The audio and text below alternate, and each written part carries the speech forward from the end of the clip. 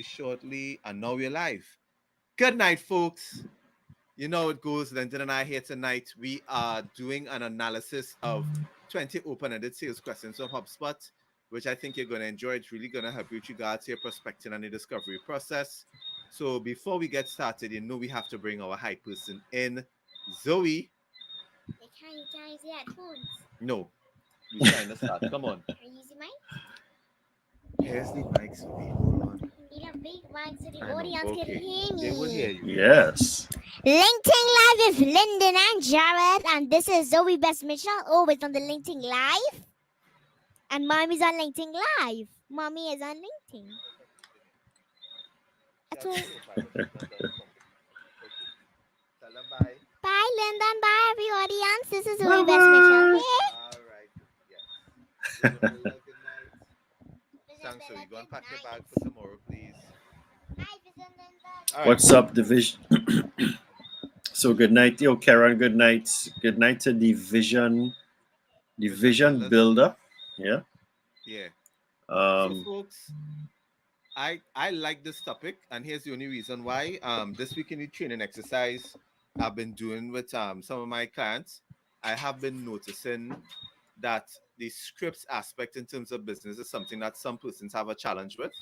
So I definitely agree that something of this nature is something that benefits a lot of individuals. So that's why I want to touch base on it tonight. So let us know, do you have a list of open-ended questions that you like to engage your customers with?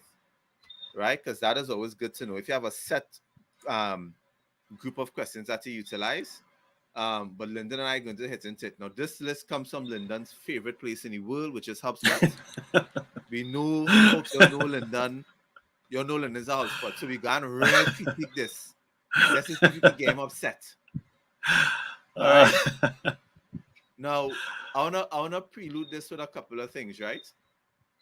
Now they're saying this allows you to create a nice little open line of questioning, but I think some of this may be slightly not outdated, but needs to tweak for where people are currently. Because like Lyndon, I'll give you an example reading the article. One of the Mhm. things I don't like is that well, they say always ask about the budget, but I think that needs to be refined a bit more in terms of when to ask for the budget. Mhm. Because I think depending on what you offer, sometimes saying the budget upfront allows you to qualify the prospect a lot quicker and a lot easier. All right. So that's the first thing I would mention, Yeah. right? The second thing is everybody see me on LinkedIn Live. Do I find LinkedIn Live is moving slow? Or is it just me? Um. Of course, for me, the stream on my end is good. So. Okay, so you look at that, we'll take it like that, right? So let's start with question number one. Mhm. And those of you who are watching, let us know what are some of your open-ended questions that you ask individuals, right? So first one out the gate, Lyndon, and your open-ended questions is, may I ask you some questions about your business? Right. So I will tell you that I may not ask this question Neither would I. because because going into it, I would have already assessed the organization's business. So it would not be Yep. necessary for me to be asking this. And so what I will do is that what I would have done is I would have used their website, look for any particular articles that's online about their business, kind of read about what's happening in the industry, and I would have maybe crafted a question in a different way. But I wouldn't ask. It's it's too open ended to get a very close ended question. If that's yeah, to me that's a straightforward no that you can get there. Yeah. And here's the other thing. Here's the next question, which goes in line with it. Could you tell me about your business? Yeah, so Listen, folks, those two if questions you're I wouldn't still ask. asking people that today, you're wasting people time. Yeah. Just say it. But you put it in a different way. What you're supposed to tell them is something like, I noticed based on the research, and this will go into the question three which you asked, which is great, that your company specializes in X, right? Why did Mm-hmm. you choose that particular niche? All right, but I may actually shift that. I wouldn't even maybe jump to number three. I may say, um, understanding that your business is in this space, more than likely you may be looking at growing in XYZ direction. Um, am I correct in this particular regard? Or how are you progressing towards achieving that? So because I already understand the business and what's happening in the industry, I'm not sure if you may ever use the term JB, Mm-hmm. but I know you're familiar with it, which is PESTLE. But because you remember that organizations are always affected by politics, economics, social issues, legal issues or legislation, PSTLE, whatever the other L is and whatever the other E is, right? So if we understand what those things are, you don't need those first two questions. You Exactly. you could rephrase the questions by saying, based upon what's happening in the industry now, how is that impacting your growth in this area? That is how I would start looking at reframing those questions. So Exactly. yeah. So I wouldn't use Now, one and two. we will send everybody the, well, if you want, you can message us. We'll send everybody the link. Actually, what I'll do is I'll put it into the chat here as well, so everybody could see it. They could click it and follow along. Question number 4 is very specific, so you could tell they use the example from the specific kind that they're talking about. That is, were your telephone transmissions of data fast enough? Right. Yeah. That's So as specific, a yeah, that's specific because that could be right? somebody in telephony and telecoms or whatever it is. Yeah. Antimia Active, good night. Celise, good night. Savage Monk, good night. Side note, folks, Celise has written a brilliant book that everybody should read. Highly recommend it. Yeah. I All right, saw so your let's go review into on this. it. So Yeah, it's well written. It's one of the best local books I've read in a while. All right, here's another question. What are your goals for the next 3, 6, or 12 months? that's a good question. Yeah. I And think it could be the rephrased. well, I was not going to say that it could be rephrased with a little bit more specificity, but it's not a bad question. So it's a good place to start in terms of understanding what the customer's growth goals are, because it actually ties into another question. But we'll go into the other question after, not number 6, but something And that came to then, mind. yeah, and then let me rephrase this for everybody who's watching it from both a B2B perspective and people who sell to individuals B2C, because I want you all to pay attention in terms of how you frame this. What you have to consider, hi Khalees, good night. What you have to consider is this, right? If I'm an individual and you know the different types of people in our industry, depending on what you're offering, you have to ask them, how do you plan to use this product in the next 3 to 6 or 12 months, depending on the Hmm. product or service? Yeah. The other thing that you also need to rephrase this question because it showcases your expertise. You need to actually mention to your customer and draw reference to say, most clients that I'm dealing with plan to achieve these types of goals in this first quarter. Are you on that similar path? Because I want to ensure that we are thinking along the same lines, and it lets me know that if this customer is planning to use it in a similar manner to the other people I've sold to, the probability of them buying increases slightly. Right. So and So and, that's how I and rephrase it. Yeah. yeah, and the another way that you could have said that too is that, let's say for instance you identified what the problem was in the beginning. So let's say, remember we spoke about, based upon what's happening in your industry now, you could then say these are the goals to be derived based upon the solution in 3 to 6 to 9 months, and then your question will be, how does that connect with you? Yep. Agreed. All right. You read out question 6. I'm not So like I. well, question 6 says, what does your boss hope to accomplish in the next year? Right? That has never been a question I have ever thought of asking anybody. Neither me. So it's not a question I personally like, you know. Um, I may not even phrase the question from the standpoint of the boss, but I will show. So again, you see, some of these questions I wouldn't ask because it's my responsibility to understand what your boss's role is and what he is looking for. And to be Yep. honest with you, JB, and everybody else that's on here, start studying job descriptions. Right? Correct. Hold on. Start studying. Pause for a second. Because somebody just, you see, that's why I know something was up with LinkedIn. They're not seeing anything. I mean, they're Anybody not who's seeing on LinkedIn us. Live, can you all type or comment if you're on LinkedIn? Please type and let me know. Hold on. Because the screen hasn't popped up yet on LinkedIn. I Um, know something was wrong. Hi, Kenshi. Tonight, folks, we analyzing 20 open-ended sales questions just to give you our twist and our perspective on it, and if it's actually something you could use. We will post the link to the article in the comments later on. I'll share it in my stories for Instagram. It's already on LinkedIn so that you all could check it out. Candace, thank you so much for the comment. But no, I know this now. I know something was so wrong. no, but look, somebody said they're not seeing the video, but they're hearing very well. So they're not seeing us. So then the stream, it could be the stream through StreamYard, or it could just be It the could be the stream. Hold on. Let's see. But the camera's on the right camera though. mm, So I don't understand. And but they're hearing us, so that means the audio is good. the audio, yeah. So, but it's yeah, Okay, let's try something is this. up. Let's switch cameras and let's see if they will see me now because I'm using a different camera. I'll use the laptop camera, so the quality in that is not all that, but let's see if So that makes a change. yeah, Oh, it pops up now.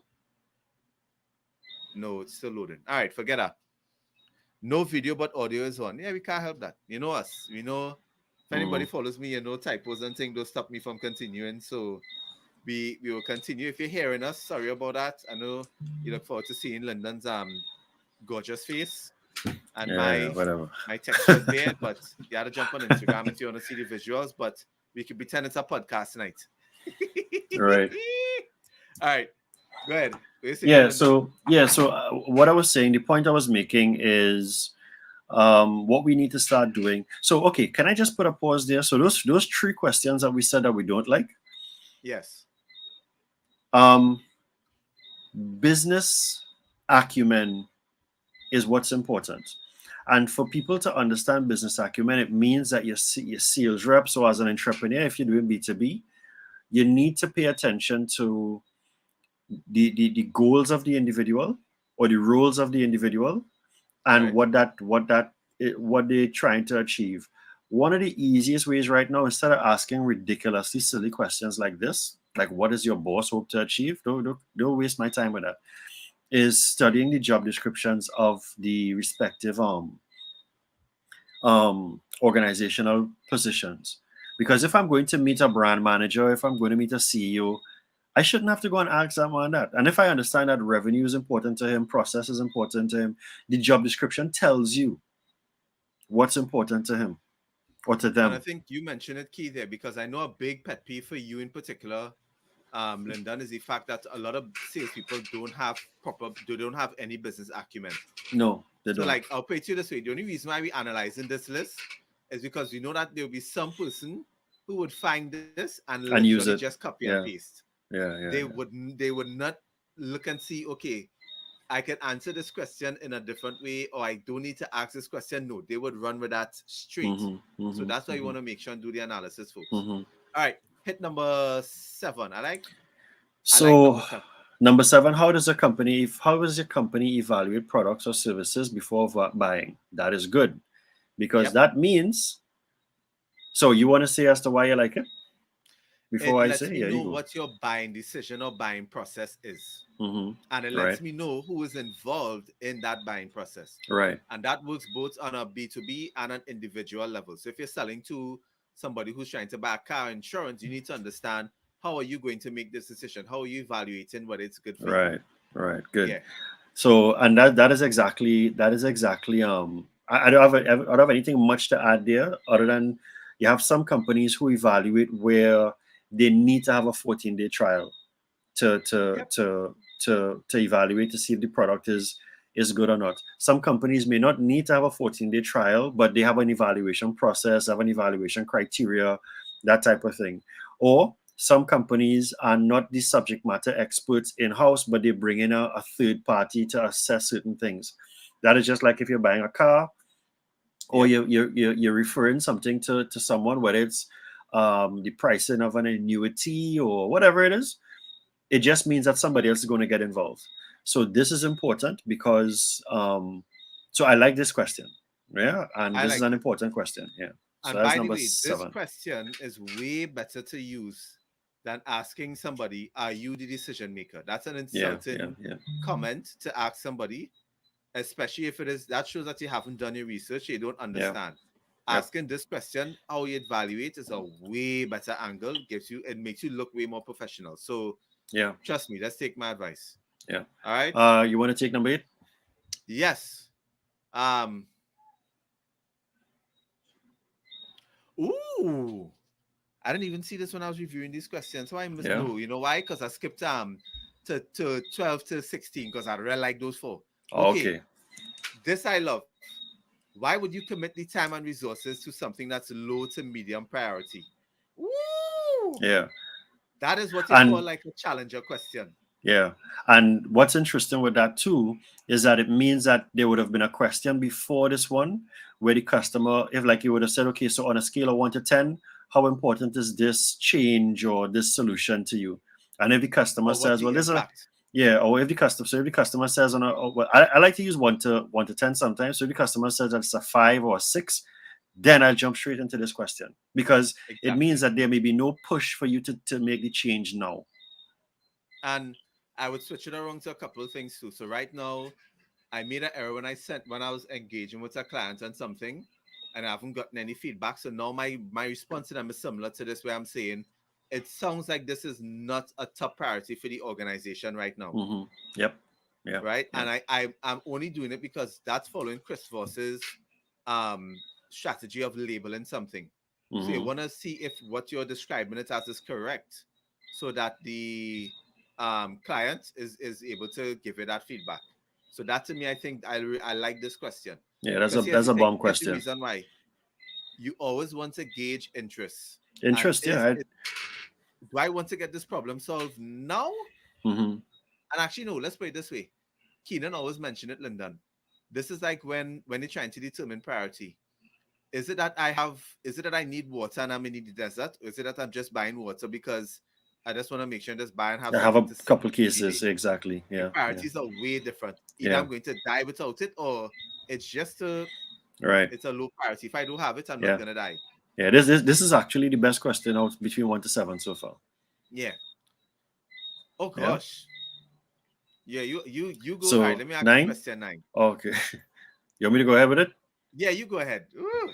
Tell me about your average day. How would this solution impact your daily work? No, I would not. Okay, so I'm going to think of how we could actually rephrase this question. And again, this actually comes with some areas of work. So again, when you're saying tell me about your average day, I wouldn't ask somebody to have a meeting with them, then to ask them to tell me about their average day. Yeah. How would this solution impact your daily work? Your discovery questions should actually give you a gauge as to what their daily work is. So this could actually be rephrased. How would I rephrase this, boy? Um, I could maybe use the words like what are some of your priority tasks during the course of the day? Like if you had to identify three priorities during the course of your day that you have to deliver on, and they could maybe list out as to what their priorities are. And then I could maybe come back to it with something along the lines of indicating as to how the solution, because I wouldn't ask them how would this solution impact them. I will then tell them how the And solution ask, impacts them. am I going along the right path? Or That's what I would here's do. here's another part, right? Remember we asked for the three priorities. So I may say, okay, so tell me what are your three priorities? And um then you could also ask like which one carries the most weight, or which one you sometimes have challenges with delivering the most. You understand? Yeah. So even if they identify the three, like these, listen, Jared, these three things are important to me every single day or every week or every month. Um, and then I would ask, how consistent are you on delivering on those things? Or here's the flip to that. Or by delivering on those three things every single month as priorities, what are other areas that you might be neglecting? Agreed. You I would understand? even put another twist where I'm saying I would literally give an example of how other customers are using it. But what I Mm-hmm. would ask now, because you're saying how would the solution impact? If you give the example of how existing customers are using it, then you're able to ask them as the open-ended question, do you see this being used in your organization in the same way? Yeah. Even if the customer says yes, you could also say, well, can you walk? Then you could say, can you walk me through how through your that works with process. y'all? Because everybody is different. Yeah. That's how I would Yep. do it. Yeah. Right? Um, You go at number 10. what's holding your team back from reaching their goals? It's not a bad question, to be honest with you, but again, so it's a question that you could use, but I think it could also be reframed in a different okay. So I would never ask a question straight like this, because again, I would be doing the research to highlight, and I would already have areas that may be gaps. So I might say, okay, let me use it in my world. So I may say, Jared, a big aspect of a team's shortcoming or a sales rep shortcoming that's holding them back is follow up. Is that Right? one of the challenges that your team has? And apart from that, what are the other areas you've seen that's impacting them negatively? That's how I'd rephrase the question. So it's not a bad question, Like that. but it could be reworded in a better way. You understand? Because again, so far, most of what I'm hearing here is you ask for somebody's time and then you're asking them a whole bunch of questions that you should have some level of insight or research into. That's my I like take that. on that. Yeah. I agree with you on that. Because I'm not Cool. a fan of how the question is structured, but I like your approach. Yeah. Yeah. Because I think that is way better. Because and if I know who I'm talking to, then I know exactly how to frame that for them. So, Yeah. all right. Yeah. Let me explain this one now. The question 11 is: was budget a barrier in solving this problem previously? Mm. Good night, the info in. Um, Here's my thing. Um, this is just me overall, and I'll give direct reference to recent, right? Mm-hmm. We always say anytime a customer tells you budget is not the issue, that's incorrect. You haven't done proper discovery to tie in your solution to them getting the pain solved. Mm-hmm. And I would explain it this way: nobody had money for a generator until last week. Right. When the blackout happened, if you came to somebody with a generator, you wouldn't care. If you Yep. came to somebody now, they will listen to you because it's a legit concern for everybody. Yep. So that to me is just my only reason for it. So I wouldn't say budget was a barrier. I would still tie this into understanding where was the impact not placed on in terms of getting the solution solved. Which Mm-hmm. still goes, if you look at question 11 goes back to question, where is it? Um, Question 8. Why would you commit time to resolve something that's low or medium priority? Because if the problem was serious enough, they would always find the budget. Mm-hmm. It doesn't Oh, matter. you mean question 12, because question 11 is the one you're dealing with now, I think. So No, question that's what I'm 11 saying. is. Question 11 and question 8 to me are similar. Oh, Because okay, okay. if budget was a barrier, it means that it's a low priority to get solved. Mm-hmm. And Mm-hmm. let's put it this way: if an organization is losing money, but it's not impacting them in any kind of huge impact way for them to take urgent action, they would hold off on it on 2 to 3 months before it gets critical, Yes, that's because you'll be correct. dedicating budget to other stuff. So to me, Yeah. question 8 and 11 related. Yeah. Even and Yeah. as I'm looking at it, question 12 is now, because question 12 Yeah. is, why is this a priority for you Priority for now? you now. Yeah. And But then they could so tell you, was the trigger event? not really. Yeah. Or yeah, Yeah. a Because blackout is a trigger event. yeah, so it was the trigger event that's causing you to make this decision now. Now, keep in mind too that sometimes you do have customers who, like, there's one thing, and not to stray too far, but there's something that I have recognized that is happening in some other reps world, which is deferred opportunities. So customers may have instances where they are close to closing the opportunity. However, because I actually got an example of that today, the person actually got an approval. However, the approval has been the actual execution of the services have been deferred 6 months down the road because of something happening within the organization. So there's no control of, it's not like the sales rep do something wrong or like they lose the deal, but there are things that happens within the organization. So there's always a trigger, and sometimes it's just wise to understand, like, why is that. So if so, how come you're buying it now, or what will make it? Oh, as a matter of fact, here's another question we could use. If someone says, well, check me back in 6 months, the question would be, what would be different in 6 months time Yep. as opposed to now? Yeah. What is the difference? And And don't be there's none. afraid to ask these questions. I remember sharing some questions like these with reps, and they said, "You could ask the customer that." Like, Yes, you yes, you can. can. You know about a lot of reps.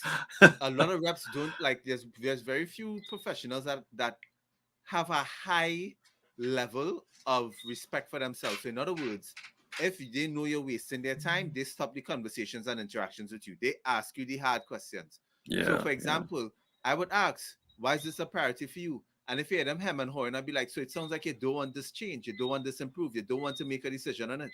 yeah, yeah, You have to be able to have that confidence. yeah, Just saying. That's yeah. just me. What's the next one we're going to? That's all. Just want to say good night, Charlene. Good night, Sarah. Good night, Christina. That is people from the insurance industry. I hope you all are doing well, maximizing on sales. All right. Mm-hmm. Next question is this is all right. This is not bad. Who are you doing business with This is with now? now. Why did you choose that vendor? Yeah. So the second question is one I may not phrase it that way, but the first question is not a bad question, right? So I may ask, well, so who's your provider now? Like, right? Um, excuse me, because there are instances where you may not get that information up front, but I may not ask like why did you choose them. I normally ask questions like if there's one thing that you needed to change or improve on with your current vendor, what would that be? Yeah. Yeah. And actually, no, I would even ask it another way. Let me throw it out this way for you. I would ask, what do you like about your current vendor? Mm-hmm.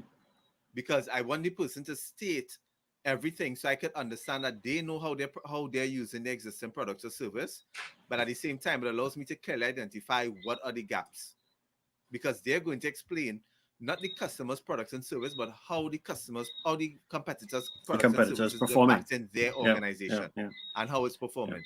Yeah. That again will lead me to understand are they delivering on all the are they executing on all the deliverables, etc. That's what I want to make sure and focus on. Yeah. Cool. Yes. All right. 14 Yes. You go. is there anyone else you think I should speak with? Um, that is not a bad question, but again, I may just rephrase it a Rephrase. different way, right? Who else needs to Um, be involved in in this this, process? right? Yeah. Or um, involved, or I can say who else in the organization is impacted by what the outcomes are, whether it's positive or negative. Yeah. Because remember, you want to be talking current state. So if this is not happening, who else is impacted by this not happening?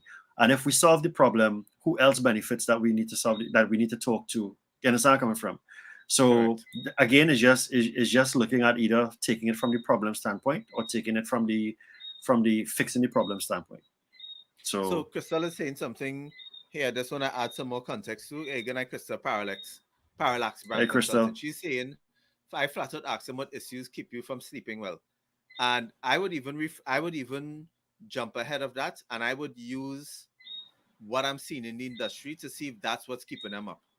Hmm. Because I would literally say it's an essence of what is impacting most businesses with their marketing or their branding right now is X and Y, based on Yeah. what your industry is. Are you seeing that same impact in your organization?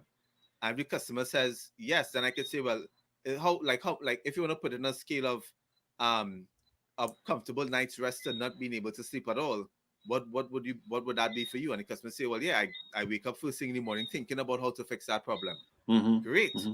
Now I Yeah. know I have somebody who is actively seeking to solve the problem. So Yep. yeah.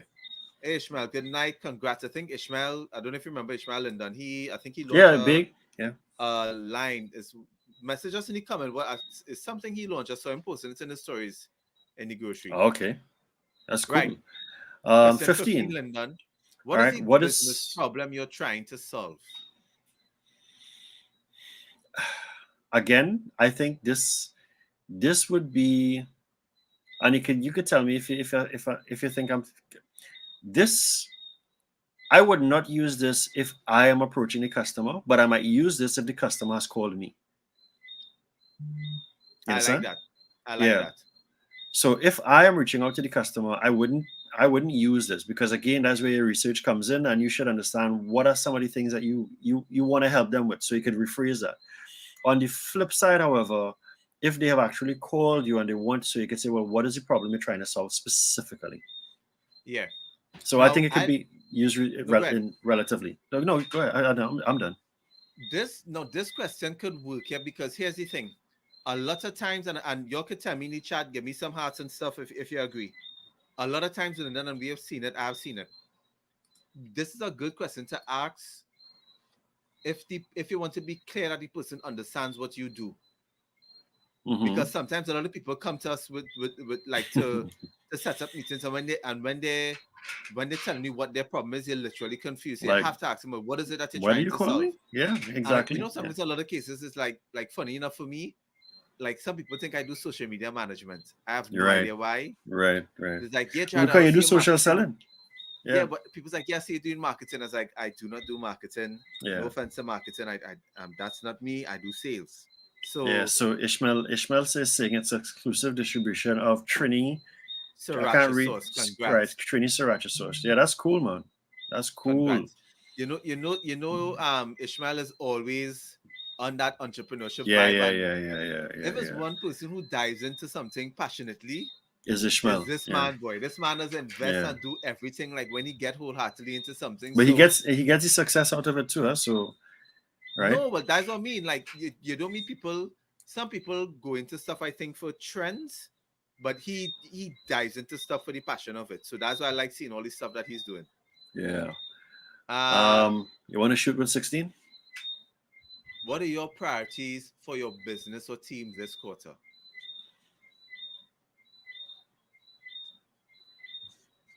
Again, it's the objective of the question isn't bad, but I might rephrase the question in a different way. Again, guys, if it is that we're talking business acumen here, right? So we must understand. We need to understand what the person is in front of you, what their roles and objectives are. And if they're Yeah, responsible for a team, you need to understand what that team's roles and objectives are, right? So I might give them three priorities. And I say, okay, so between maximizing your leads or closing revenue or whatever it is, which one of those are the priorities, or if none, what is the main priority right now? I asking the same yeah, question, but I kind of leading it with me using things that I know it's important to them, right? So they may start off the answer by saying, well, one of the main things definitely, Lyndon or Jared, is revenue. However, what we have recognized is that we have a gap in lead generation or closing, whatever it is. You know what I'm saying? So and I don't always find these questions very conversational, like like and it's not. depending on the Yeah. level that you're at in sales, the individual might not give you the information that you actually need. They might just leave it as they might give you a most generic response. So that's just me. Yeah. Hey Ishmael, we glad all the tips and everything have been working, my friend. That makes our Yeah. year, Yeah. right? Uh, And seven, like I think these next two questions, like 17 is what are your yeah. biggest pain points? You are No, in I wouldn't use sales. You're that. supposed Yeah. to know that and No. Yeah. incorporate that in your conversation. Yeah. Yeah. Yeah. And what events are you attending this year? It's a question I don't ever think I might use. So, sorry. I So can see myself. That to me is when they have more of a relationship with a customer. If they're mhm. trying to say this is open-ended questions to prospects, I can't see it. No. Yeah, I can't. That yeah, that's a rapport Yeah. question, as you say. I don't see that as being. 19. Where do you see the biggest opportunities for growth? Not a bad question actually, because you know what this reminds me of. This reminds me of Sean's question where he says, growth could be found in the opportunities that's currently being mismanaged. And I think it's not a bad question. So 19, I could live with. I could live Yeah. with. I mean, I'm pretty sure it could be rephrased, but I wouldn't try because I think it's not a bad. But It's if not a you bad if you have question. done your research on an organization, you're supposed to be able to context that even more specific. Yeah. Well, Because all right, go ahead. no, go ahead. Sorry. You say you no. No, no, You you go say ahead. what you want. So to add to what you're saying, sometimes we could only do the okay, and you'll give me a yes or no here. Have you found, JB, that after you've done the research and you've actually closed the opportunity, when you start working with the organization, you recognize you're discovering more stuff? Yes. So doing the research, you would only be privy, or you would only be able to g- gather so much information about what's happening. The person internally, though, the person that you're speaking to on the other side of the table, they may be able to give you more insight, providing that the conversation is one where they are ready to open up, that well. So as I say, for me, is I like the question, and yes, do your research first, but there's always more stuff happening when you close the opportunity. Real stuff is be happening. No, so like, yeah, even if you're doing a discovery phase with the client, right? Because like this is how I look at it, right? Mm-hmm. If I look at, how I could put it, boy, if I look at the insurance industry who I'm dealing with now, Mm-hmm. I can say emphatically with a fact the biggest opportunity for growth is making sure that they could get the agents who want to use social media up and running quickly. I Mm-hmm. spoke to an insurance advisor today who's killing it on TikTok. The man said he up to 16 appointments this week so far. He Right. had to start blocking off stuff on his calendar. So to me, the biggest opportunities, and you have to tie this into a paying question, which is the biggest opportunity you see for growth in in your industry is this. Is this a direction or is this an investment that your company is willing to make or your company wants to do this year? Because given whatever product or service you have, that lets you know if your product and service falls in line with that expansion. Mm-hmm. That's what I think the question needs to. Right. Right? Last question. You take it.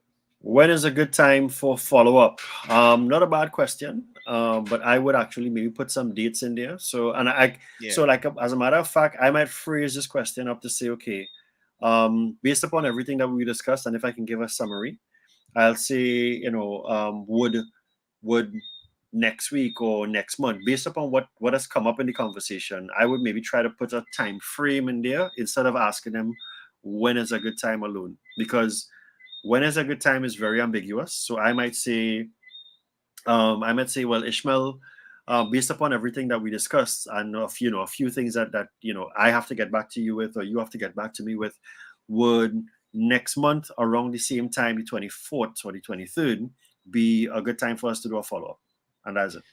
And it needs to have more specific. So hi Juvie, good night. So here's something HubSpot is saying like in this article, they expand on each of the points by the way.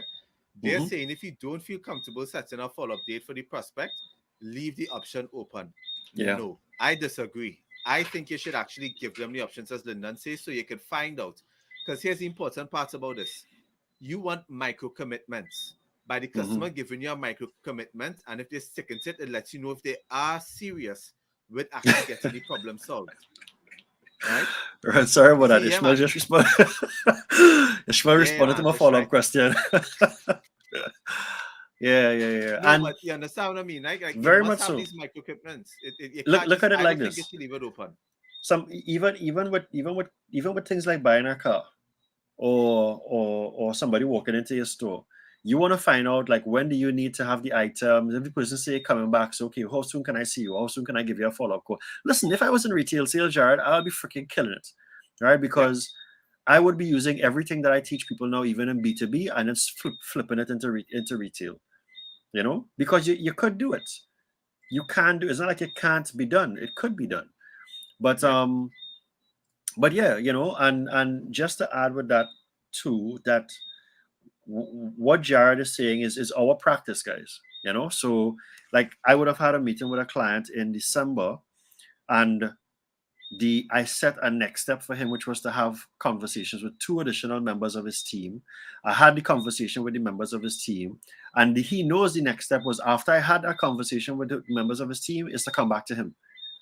So I Exactly. updated him and say, hey, so and so, I had the meeting with XYZ. It went pretty well. We identified a few things that tied back into what you were saying in your conversation. I'll send you some details by X date and so his response was, yeah, we're looking forward to meeting with you on the next, and identifying next steps. So you always, remember sales, you always need to have a next step. So, and then the reason why I could recommend this to everybody, this allows you to have control, and you want control in terms of the sales process. Because if you don't Mm-hmm. control it, it gives the customer, the prospect, the opportunity to tell you no. So No, yeah. here's what I want you all to think of, right? This is what I want you all to consider. If you have done your discovery, and in particular with the questions that the customer asks, you understand the buying process. I would say something along the lines of, hey, London, given everything that we've spoken and covered on today, is it safe to say that a good follow-up date will be next week, Friday, given that you say to take you a couple of days to get a response on these two, Yep. three departments?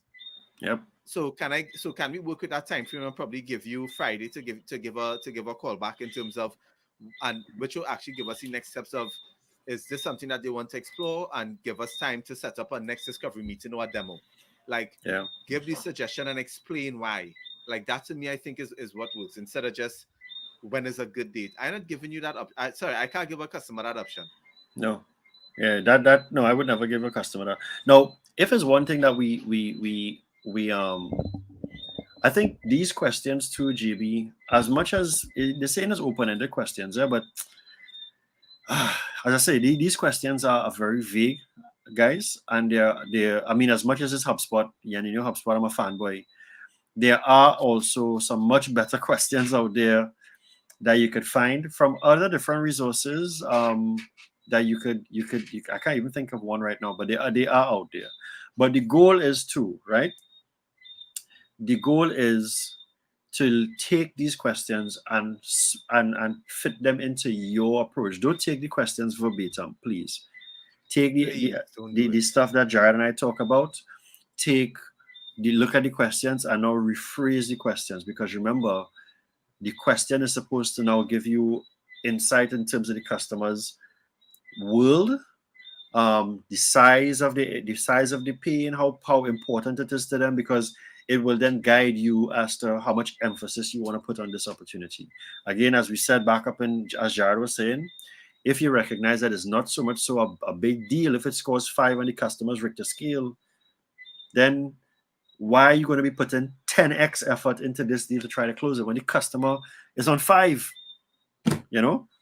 So Christine Bermudez is saying something there, JB, on I try to Instagram. establish indirect decision deadline. So, example, if a transfer policy or renewal date acts like a natural decision deadline, yeah, because if there's a Hmm. date that you could put it, yes, so that allows you to tell the customer we will follow up before this because we need to do necessary paperwork to get it Right, done. right, Is right, that a right. good time? Yeah. Yeah.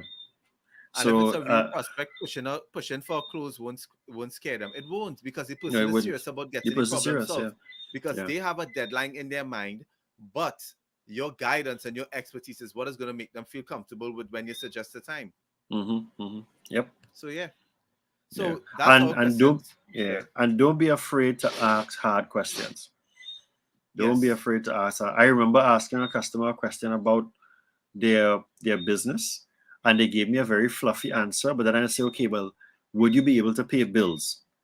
And they Yeah. said, well, boy, I wouldn't be able to. If we don't hit the numbers, rent is going to be an issue. Paying staff is This going is to going be. to be the issue. That's what I want. That is the information. I don't want the fluffy. Well, no, no, no. If this doesn't happen, what happens? What is the organization? What are they going to start cutting back on?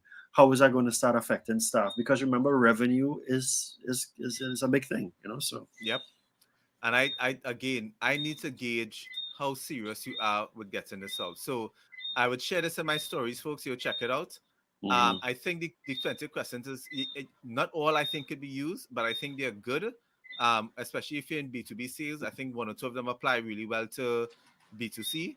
But the whole purpose of this is just to show you all, when you actually have a flow in terms of somebody's open-ended questions, it can definitely get your prospect to open up. But more importantly, it showcases you as a professional, and it hmm showcases you most likely as somebody who has a lot of knowledge that could provide insight to individual to their problem. yeah, So having these prepped could actually be a great tool in your sales arsenal, yeah, yeah. right? Yep. So not sure if anybody have any questions, but Christina, thanks for contributing. Good night to everybody who Ishmael, joined in after. Ishmael, congrats yeah, again. Namaste, gents. Trinidad concierge, business plan hero. Christina, yeah. of course. Celise was in earlier. Crystal Dipsing, Daniel Martin, Francis, etc. We appreciate it. Sorry for And everybody on LinkedIn. on the LinkedIn side, just give a shout out to people like Steve Renwick. Well, I Steve only seen Renwick. Steve Steve Ren. Renwick stuck around. Yeah, I only seen Steve Renwick. Deluz Marie Cabrera and Oh, Dulce that's it. Maria, yeah, she took, Dul- yeah, she was Dulce in it Maria. at the Yeah. start. Right. Yeah, that's Nice, it. nice shout out from the Jessica team. They took some LinkedIn Right. training last week, Cool. so they in a game. So, folks, thank you so much. Um, Next week, of course, we hit you with another live. Join in some questions, but let us know after any comments and stuff on DM us if you like this type of analysis of the question breakdown. And you know us, we always come back with another good topic next week. Have a good night. Yep. Cool.